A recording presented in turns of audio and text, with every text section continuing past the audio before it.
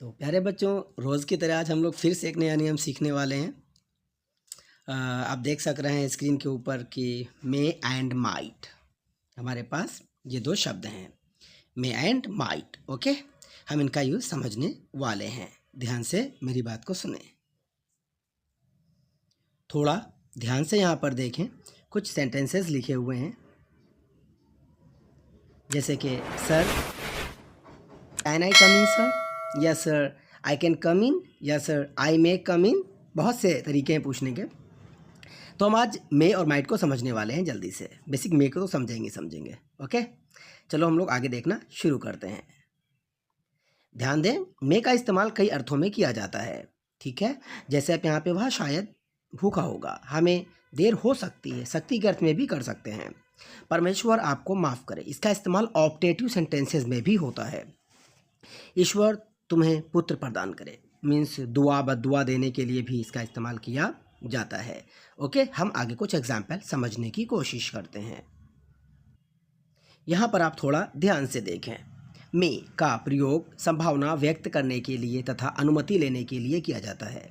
मे का प्रयोग इच्छा व्यक्त करने के लिए किया जाता है। मैं आपको एक चीज़ बताता चलूँ, जिस वक्त आप इंग्लिश बोल रहे हैं उस वक्त इस पर ध्यान मत दें कि आप मे लगा रहे हैं या कैन लगा रहे हैं, उस पर ध्यान मत दें। आप बोलें, थोड़ा गलत चलेगा लेकिन बोलें ज़रूर। ओके, कोशिश करें 1-2 वाक्य, 3 वाक्य, 4 वाक्य। तो मे का इस्तेमाल आप सत्ता के अर्थ में भी कर सकते हैं, पॉसिबिलिटी के लिए भी कर सकते हैं। जैसे हम कहते हैं ना कि इट मे रेन, पानी बरस सकता है। ठीक है, मे आई गो सर, क्या मैं जा सकता हूँ सर, तो आप यहाँ पे परमिशन मांग रहे हैं। और संभावना में भी हो सकता है, ये कह सकते हैं। ठीक है, अब ज़रा हम आगे के अर्थों को समझते हैं। आप ज़रा पॉइंट ए को देखें ध्यान से। अनुमति मांगना, परमिशन।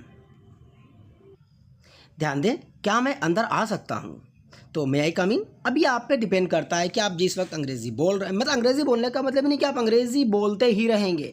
जब आवश्यकता होगी तभी तो बात को अपनी बोलेंगे ना आप। तो जो बोल सकते हैं वो बोलिए, बाकी अपनी हिंदी तो जिंदाबाद है ना। हिंदी उर्दू मिलाकर बोलते रहिए अपने आप, और बाकी आवश्यकता है तो बोलिए। तो क्या मैं अंदर आ सकता हूँ, अब सवाल पूछा गया है तो मे आई कम इन, मे आई कम इन। अब सर कैन आई कम इन चलेगा, अब बोले कोई दिक्कत की बात नहीं है, सब एक्सेप्ट होगा। ओके, अब ज़रा आप आगे देखें, क्या मैं आपसे बात कर सकता हूँ, तो सिंपल है बात है कि may I talk with you, may I talk with you. अब यहाँ पे देखिए सारे सेंटेंस इंट्रोगेटिव हैं। इंट्रोगेटिव का मतलब ये है कि आपको हेल्पिंग वर्ब को सबसे पहले लिखना है, सबसे पहले बोलना है।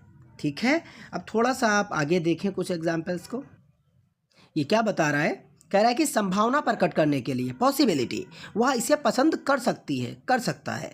ध्यान रहे, इसमें भी सभी सब्जेक्ट के साथ में मैं ही लगाया जाएगा।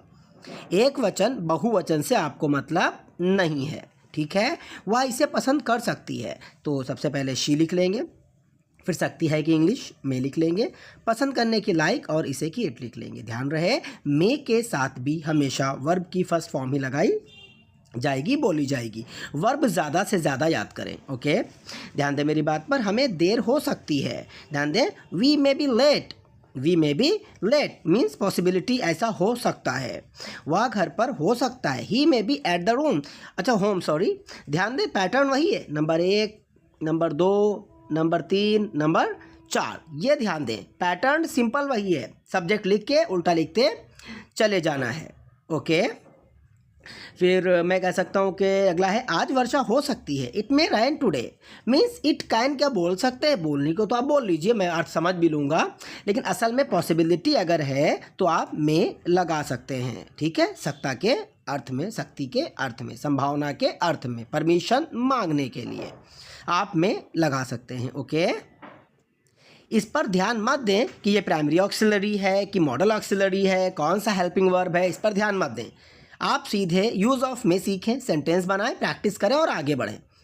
आपको कोई ना इंग्लिश टीच नहीं करनी, वहाँ पे खड़े होकर ना आपको लेक्चर देना, ना आपको मे को एक्सप्लेन करना, what is may, what is the type of may, what is may, like this. So आपको ये सब नहीं करना है, आपको यूज़ करना है यार। कौन सा आपको वहाँ खड़े होकर लेक्चर देना है, आपको तो बोलना है। तो सीधे सीखें और आगे बढ़ें। कामना, इच्छा या आशा प्रकट करने के लिए मीन्स मैं कहूँ ऑप्टेटिव सेंटेंसेस में, तो मैं यहाँ पर ऑप्टेटिव सेंटेंस नहीं एक्सप्लेन कर रहा हूँ। मैं आपको डायरेक्ट में सिखा रहा हूँ, यूज़ ऑफ में सिखा रहा हूँ। ध्यान रहे इस जगह पर ये इंट्रोगेटिव के अर्थ में नहीं है, इस बात का ध्यान रखिएगा, ठीक है। परमेश्वर आपको माफ़ करे, मे गॉड फॉरगिव हमको, सॉरी अस, ओके, वरना यू यहाँ पे हो जाता अगर आपको होता। तो ध्यान रखिएगा, अगर ऑप्टेटिव में सबसे पहले लिखा है तो वो इंट्रोगेटिव के अर्थ में नहीं होगा, वो कामना, इच्छा या आशा प्रकट करने के अर्थ में होगा, ओके। मैं जैसे ही वीडियो रिकॉर्ड करने के लिए बैठा, उधर गन्ने का जूस वाला आ चुका था, गाने बजने लगे थे और राहत साहब ट्रेन सीटी मार रही है। टाइम हुआ है 2:34, आप सुन सकते हैं ट्रेन की सीटी। मैं थोड़ा सा वीडियो को पॉज कर देता हूँ। ध्यान दें, ईश्वर तुम्हें पुत्र प्रदान करे, may God bless you with a son. ध्यान रहे इस जगह पर मैं आपकी इच्छा, दुआ, बद्दुआ के अर्थ में लगा हुआ है, ना कि इंट्रोगेटिव बनाने के अर्थ में लगा हुआ है। आप दीर्घ आयु हों, मे यू लिव लॉन्ग। ध्यान दें, यहाँ पर दुआ दी जा रही है, तो मैं ऑप्टेटिव सेंटेंस में इसको एक्सप्लेन करूंगा कि इसका यूज़ कैसे किया जाता है। ध्यान दें आगे, मैं यहाँ पे थोड़ा सा इसको रोकूंगा।